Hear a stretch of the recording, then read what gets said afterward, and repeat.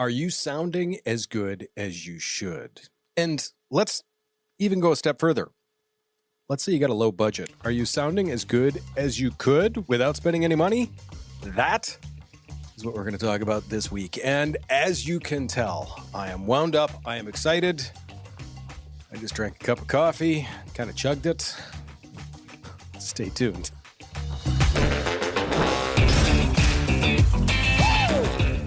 Thank you once again for coming along for the ride. I'm excited to talk about this. This dives into something that, I've done a ton of research on. We do a ton of work with, and it's something that we always strive to make sure that we're getting the best sound. I mean, that's a huge part of it. It's podcast, it's audio. As I've said, people are literally inserting this in their ears. You want to make sure you sound good.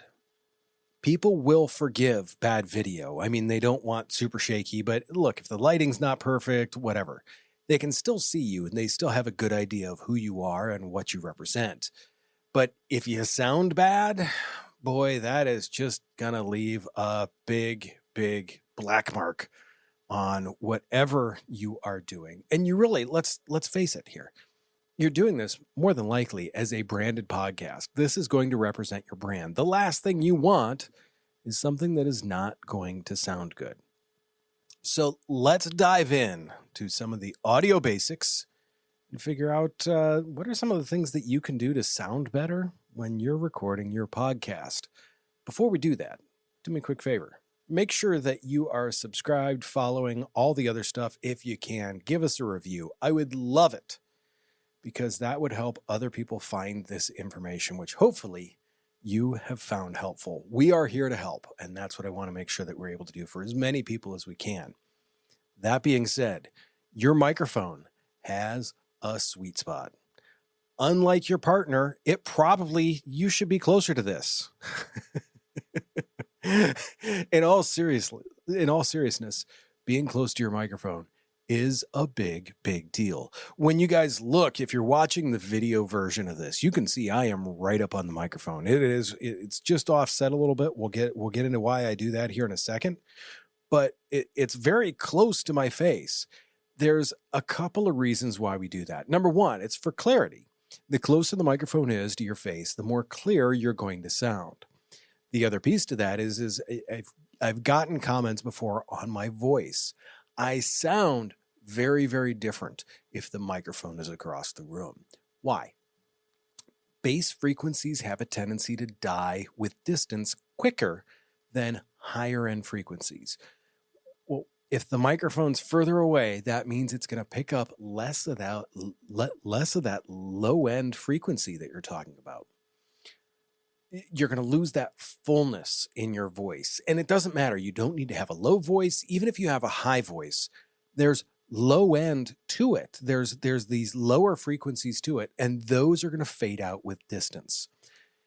Your voice is still recognizable because of the way it works. But in the same sense, it's those lower end frequencies that are going to die with distance, and it's going to make it sound less full. Like right now, I'm right up on the microphone. It's a nice full sound. You can hear the highs, the lows, all of it. It's right here. And it's because you're hearing it as it comes out of my mouth. You're not hearing it from 10, 15, 20 feet away. It's always interesting to me when I teach the podcasting class. I'm in a class, I'm talking loud, I'm trying to project. And then we go into the podcast studio, and inevitably I sit down and I talk with one of the students on the microphone, and the look on their face is always like, what?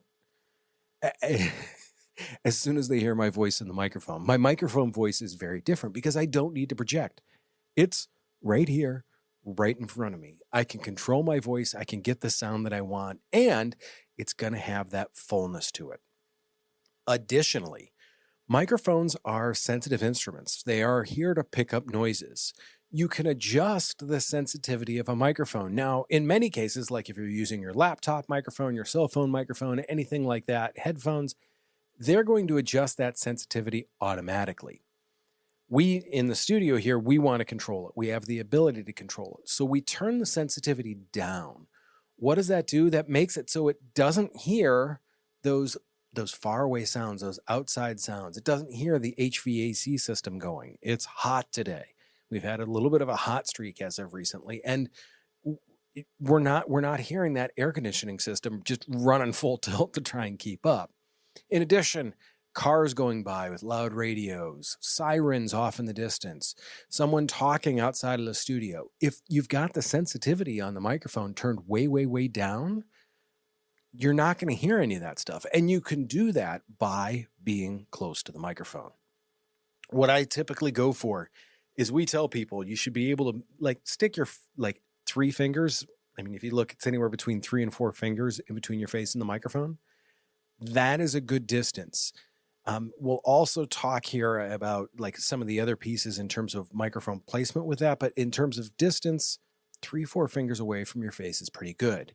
Now, the other thing that I want to say with proximity is so many people have a tendency to turn their head when they're on the microphone. They look away, and we've all heard it. And I'm going to give you a demo here because I'm going to talk to this camera, and then I'm going to talk to that camera. You can hear it's totally different because they turned their head away from the microphone. What I always tell people, and if you're watching the video, you're going to see what I'm going to do. My mouth stays in the same exact place. I move the rest of my body around my mouth. So if I'm going to look at that camera right there, I've moved my entire body around my mouth, so my mouth is in the same spot. That way, once again, we're maintaining a consistent distance from the microphone. It's something that you need to make sure you're thinking about, is that consistent distance from your mouth to the microphone. If the angle's a little bit different, that's okay, because once again, I'm going to talk to this camera over here, and then I'm going to be back at that camera over there. It doesn't matter where I'm going because my mouth the whole time, if you're watching the video, you can see this, I'm staying the same distance away from the microphone the entire time. That gives you that consistency, and it gives you that consistent sound, because you guys heard it a few minutes ago. When I turned my head and actually looked away, you can hear the bass frequencies drop out, all the other stuff drops out. But if I put my mouth back where the microphone, where it was on the microphone before, all that comes back. So that consistent positioning is a big key for making sure that you're going to get a good, consistent, high quality sound. I typically tell people, record some test clips on your microphone to figure out where it sounds good. And what I do is just announce it, because you're going to be the only one listening to this. So say, I am 1 inch away from the microphone. I am 4 inches away from the microphone. I'm a foot away from the microphone. If you say those things, you'll hear the differences as you go back and listen to it. Now, I'm going to tell you to go back and listen to it.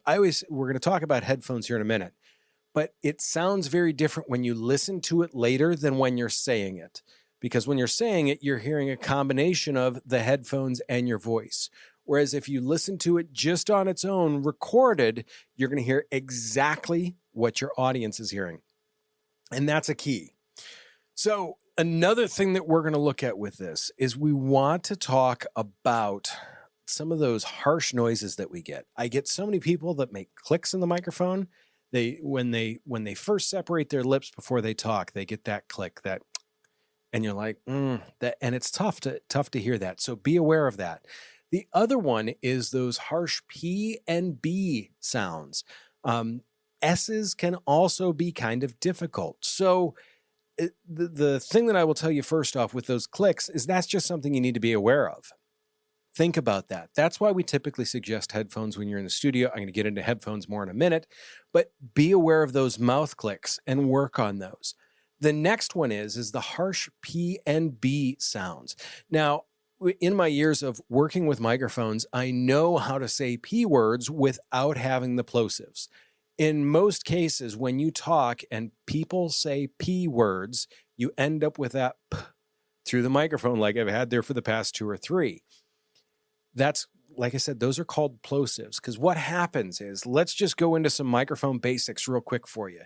If you've seen a speaker before, you realize that electricity goes into the speaker and it moves that cone, and that's what gives us the sound. Microphones work on the exact opposite principle. Sound moves that cone, which turns into an electrical signal. Well, what happens is when you make a P sound, there's a huge rush of air that comes out of your mouth. If you're in your car, stick your hand in front of your mouth and say a P word. You'll feel that air hit your hand. When you can't necessarily hear it, but you'll feel it. The difference is the microphone feels that rush of air and it just slams that cone around. And that's what makes those plosive noises. The same thing for Bs. Once again, a lot of people with a B will have that plosive to it. So if you can train yourself to realize that you don't need that big rush of air coming out of your mouth when you're speaking and making a P noise, then but it's tough. I mean, when I said speaking, when I said P noise, once again, I still slip sometimes, and this is something that I do all of the time. What are some ways to take care of that? Well, let's talk about, first off, we've all seen pop filters, those round discs that you'll see in front of a microphone just a couple inches off. They're usually black. What those are, I mean, let's call them what they are. They're basically black pantyhose stretched over a ring. What that does is that takes some of the air out of it without really muffling the sound. So now, instead of this rush of air coming for the microphone, you're just going to get the sound coming through. There's still a little bit of air, but you're mainly going to get the sound. The same thing happens when you're talking about a B, or even in some cases, some other words that have that rush of air to them. Then you can get some of the same effect by having a windscreen. We've all seen a microphone with like a fuzzy, like foam ball on the end of it. Those will help cure some of that also, because once again, that's letting the sound through, but not the air. Now, what I will caution, pop filters are better about this than the foam windscreens, but you're going to lose some high end out of your microphone because of the fact those will absorb some of that sound too. The microphones we use, we typically have really good luck with them. The other thing that you can do is, let's talk microphone positioning. If once again you're watching the video, and I just had to glance at that screen over there real quick just to make sure that it looks right from this camera in front of me. You can see the microphone is not directly in front of my mouth. It's offset just a bit. So that most of the air that's coming out of my mouth goes next to the microphone. The microphone is still getting the sound that's coming out of my mouth, but most of the air goes next to the microphone and doesn't go directly in the microphone. It's this little bit of an offset that can make a huge difference also in terms of those plosives, those S's, and those B's. Once again, let's make that air go past instead of directly into it. So the next one I want to talk about, I've mentioned them a few times, and I said we're going to talk about them ad nauseum here. Yep, these things on my head, I don't look like Princess Leia. These are headphones. I'm sure you've seen them. We've all seen podcast hosts wearing them. We see a lot of people wearing them as podcast hosts, and I typically suggest them. There's a couple of reasons for them. First off, you're going to hear exactly what your microphone is picking up. There are so many times when I get people like pounding on the table, and it's like the microphone picks that up. It's not this background noise that doesn't get heard. If someone grabs the microphone, it makes a huge amount of racket. They don't typically realize that if they're not wearing the headphones, because if you just grab the microphone, it sounds quiet. But if you grab it like that, that was loud. We want to make sure that we are hearing exactly what our audience is going to hear. The same thing is in your voice and how you present. Obviously, my voice does come down when I get on the microphone, and I want to know that. I want to know if I start getting out of my normal range, or if I'm sounding too excited, or if I'm hearing plosives, or if I'm hearing a lot of S's or anything like that. I want to make sure that I'm able to hear that so I can correct it during the recording. Additionally, you're going to hear background noise. You're going to hear if there's distortion. You're going to hear maybe your microphone's got a bad ground. Maybe there's a bad connection somewhere. You're not going to hear that and know that unless you're wearing the headphones. Now, it's slightly different if you've got someone sitting behind the desk over there as the engineer, they will notice some of those things. But once again, you should be aware of background noise. Should you stop? Should we wait a minute? Is it sirens going by right outside? Should you hit pause on things? Those are the things that you'll know by having the headphones on, because once again, you're going to hear what the audience hears. The next thing that I want to say with that is you can adjust your speaking volume or microphone position in real time. If you notice that you're super loud and your guest is super quiet, well, then guess what? Maybe you've got to move their microphone closer, your microphone a little bit away. Maybe you need to talk off to the side of it. Maybe your guest is not sounding well, and it's something that you want to make sure that they get corrected. I mean, we're here to make people sound good, right? You want to make sure that everyone that's on your podcast sounds and looks their best. So make sure you've got the capability to do that. When it comes to remote interviews, let's say you're recording Riverside, Zoom, or unfortunately you're stuck on Microsoft Teams. Headphones are non-negotiable. You need headphones. The big reason being is, and I will explain this, is your microphone is in your computer, typically on this side, on the back side here. It's this teeny tiny little thing. It is about this far away from the speakers in your laptop. So why does that matter? Well, the big reason why it matters is we've all been someplace where we've heard feedback. That's where someone has the microphone close to their mouth or too far away. They're trying to turn the volume up and you hear that, yee. I'm not going to do that loud, sorry. That's feedback. What's happening is the microphone is hearing what's coming out of the speaker. And it ends up, well, what's the microphone doing? The microphone is telling the speaker what to broadcast. Well, then it hears that, so then it tells it what to broadcast. So then it hears, you get this vicious feedback loop, and that's when you get that high-pitched noise. Computers and most of the programs like Zoom and things of that nature use a technology to help eliminate that. But there's a caveat to it. In a lot of cases, they're cutting out certain frequencies, and they're going to cut out certain frequencies of your voice.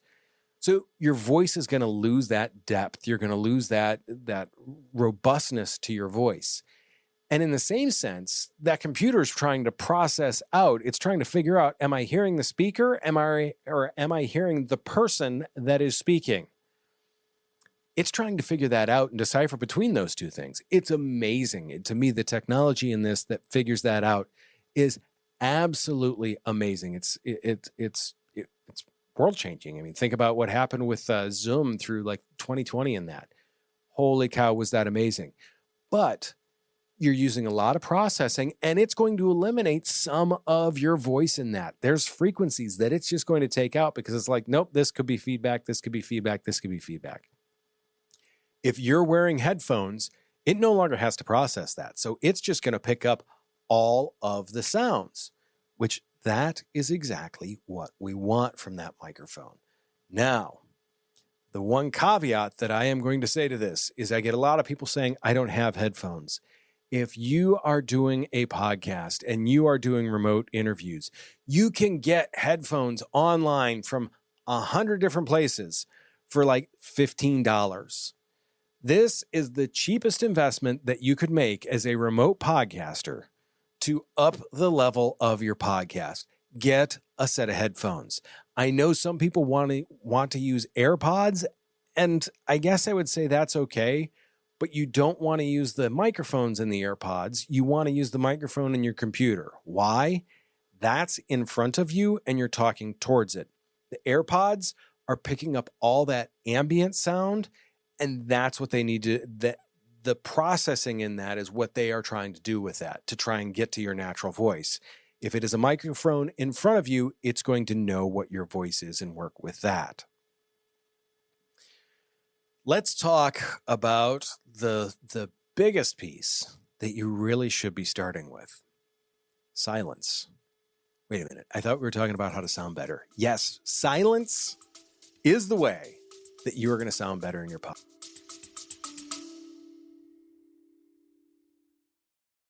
Is your podcast not getting the results you hoped for? Are you feeling stuck and unsure how to grow your audience or make a real impact? We get it. Podcasting can be a challenge, but with the right strategies, it can be an incredibly powerful tool. That's why we're offering our free no-pitch podcast consultation. We'll spend 30 minutes with you identifying areas for improvement on anything from optimizing your audio or video quality to developing a content strategy that resonates with your customers. If you're ready to unleash your podcast's full potential, visit the link in our show notes to schedule your free consultation. Space is limited, so sign up today so we can help you create a podcast that truly shines. How do I mean that? You're going to have a tough time sounding good if you're in a noisy room. The TV needs to be off. Fans need to be off. Air conditioners need to be off if you can. Silence your cell phone notifications. I don't know how many podcasts I have watched where people are talking away and all of a sudden you see them like look down at their phone like, uh-oh. Yes, do those things all ahead of time. Find a quiet place, be it in your office, be it in your home, wherever it is, find the quietest place you can. Now, one of the things that I want to tell you with this is if you're audio only, you've got a whole lot of options with this. Go record in your closet. Why? There's a ton of soft stuff in there. Sound bounces off of things. So as I'm speaking, it's bouncing off of the walls. It's bouncing off of the windows. It's bouncing off of the ceilings. In here, it's not because we've got the foam walls. This wall is the rock wall setup, but over there is a curtain. Right behind me here, too, same thing. It's a curtain, and this curtain is set up to make sure that it's got an insulation layer behind it to make sure that it's going to capture that sound instead of letting it bounce around the room. We've all walked into an empty room before and you hear the echo. You hear this just high pitched that your voice coming right back at you. Whatever room you can be in that has stuff to it, especially softer stuff, artwork can even help. Like canvas paintings, those can do a great job. Curtains, put curtains up. A thing that I absolutely love to tell people to do is what you can do is if you buy a stand for them, you can get moving blankets. Moving blankets are awesome. They're black, so they let you control the light better. They're super heavy. They're super thick. They just soak up sound like mad, and they're typically like $12 each. So pick up 3 or 4 of those. Those will be the cheapest way to get yourself sounding better in a room that's got some echo to it. It's all about avoiding hard sound reflective surfaces. Bare walls, windows, large empty rooms. 2 options, like I said. You can record in a closet, especially if it's got a lot of clothes in it. Record in that closet. Ton of things to soak up that sound. The next thing that you can look at with this, I always love talking about this story. Mike Rowe was the host of Dirty Jobs. He used to do the voiceovers for the TV show Deadliest Catch. In that, he was on the road recording Dirty Jobs when Deadliest Catch needed to be recorded also. So how did he record without a studio? It was pretty simple. He took his laptop and he took his microphone and he got under the duvet at the hotels he was at. Yep. It's a perfectly dead air situation. There's not going to be any sound bouncing around in there. Might be a little warm, but once again, he was able to record and sounded phenomenal in those situations. So whatever you can do to avoid those hard surface areas, you need to do that. Next up, I want you to speak with purpose. Consistent volume, clear articulation. This is something that so many people just don't look at. I mentioned before, maintaining that distance from your microphone is a huge key in this. It's amazing because as you heard before, once again, when I turn my head away from the microphone, the volume changed, the sound changed, and that can be very, very distracting to someone. The other thing that I want to do is make sure that you practice enunciating without shouting, without mumbling. Just make sure the words are coming through crystal clear. There are words that I stumble with. I am not going to let you know what they are, but there are words that I have a difficult time enunciating. So I do my best to keep those out of the topics that we talk about. If I know a word that I stumble on, I look up a couple of synonyms for it to make sure that I've got another word handy that I can go to with that. Once again, it's just thinking that little bit ahead on those, and it's practicing a little bit. How do I sound? Once again, the headphones will open that up. Additionally, warm up ahead of time. Don't just walk into the studio, flip the lights on, and be like, we are ready to rock, because you won't be. Spend 5 minutes. I know there's the Ron Burgundy doing the tongue twisters, which are great. You could do some of those. Just talk about something. Read a script. Go over your script. Read it. Do a dry run of half of what your topic is for the day. That, once again, you'll be warmed up. You'll be in the right space. You will have spent a few minutes speaking in the right tone when you get to that point. 2 more tips I want to cover real quick. One is the test run. We talked about recording different distances from the microphone. If you're recording solo by yourself, what I will do is I will walk over to the board, I'll hit record. I will then speak into the microphone. Maybe I'll do my intro, maybe I'll do the first piece to it, and then I will hit stop. I'll go back and I'll listen to it. Am I clipping? Meaning, do I have the gain set too high? Is there any effects that I have on that may be messing with how I sound? Because look, we use these studios for a lot of different people, and maybe we forgot to turn off an effect after we had someone else in. It's going through, it's listening to how you sound. And from there, if you listen to yourself like, hey, is this how I want to sound? You're going to be able to make those small tweaks, those small adjustments, and you're going to be able to gradually get better and better and better at what you're doing.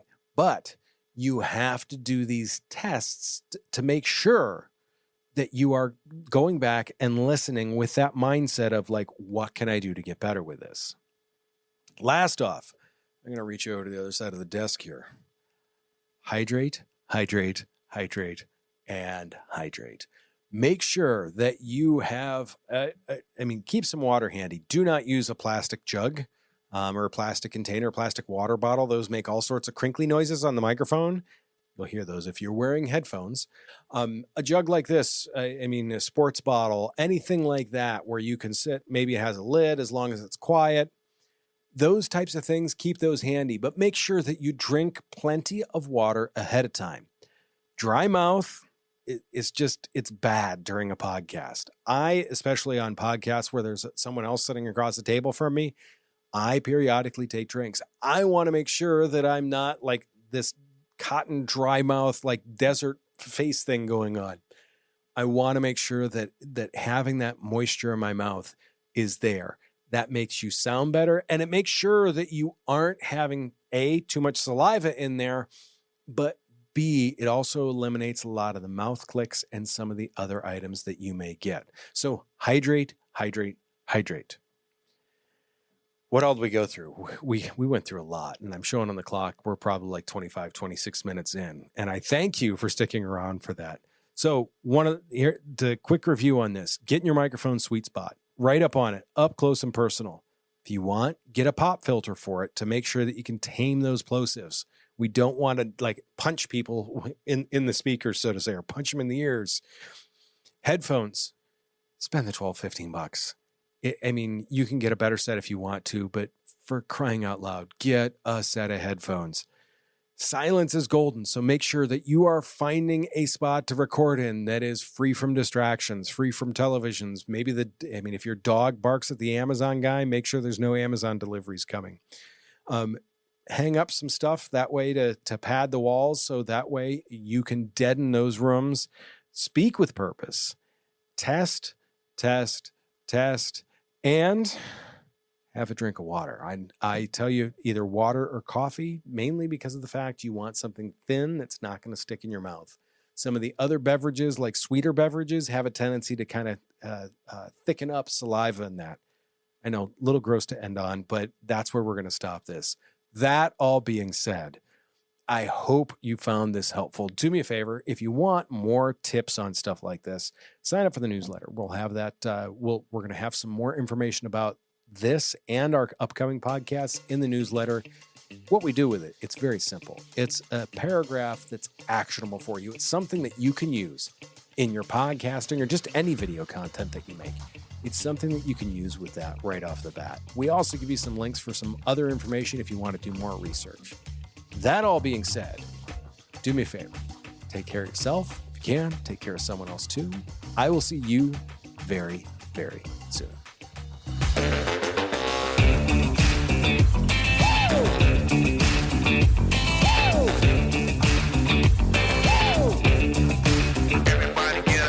Creating engaging content can feel overwhelming, but it doesn't have to be. That's why I'm excited to share our Stomping Podcasting newsletter. You'll get actionable insights and expert tips straight to your inbox. These are to help you maximize your video marketing and podcasting return on investment. Head over to the show notes and click the link to subscribe to our free newsletter. Don't miss out on this opportunity to become a video marketing and podcasting pro.